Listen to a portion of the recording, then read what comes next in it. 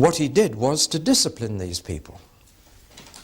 And it's very interesting, Amos goes through the list of things through which God disciplined the 10 tribes of the north. Number one, a food shortage.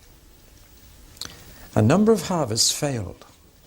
This was God saying, wake up, you're dependent on me, not on the fertility goddesses, not on Mother Nature, it's me you should be looking at. And food shortage was the first discipline he applied.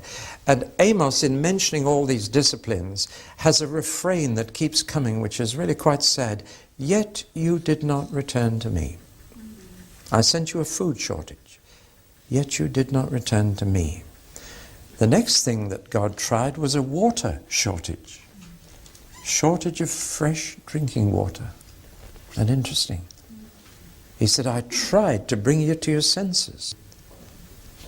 The third thing he tried was to send disease to the crops and the animals. And so the locusts came and mildew came, yet you did not return to me, says the Lord. There's a message coming through here. When a nation experiences trouble, they should turn to the Lord and say, what's wrong, Lord? But they didn't. The next thing, he sent plagues to the people, not just the animals and crops. See how this gets nearer and nearer to them. And still they didn't turn to the Lord. Yet you did not return to me. Then he sent raids from people around. There were people around coming in to raid them. And still they didn't return. Then God fired some of their cities. And they lost. They had a series of disastrous fires. Yet you did not return to me. None of this had any effect on them. And as long as they could keep their money and keep going and keep their holiday homes, they were happy. It just didn't touch them. There were 2 worse disasters yet to come, and that would be the end. The first verse of Amos says, the prophecy of Amos, 2 years before the earthquake.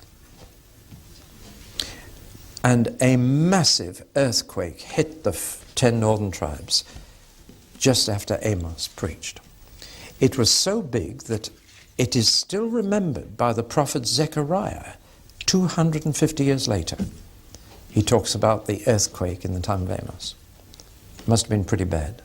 That wasn't the worst. The very worst thing was exile. If you won't pay any attention to all of this, says Amos, then out of the land.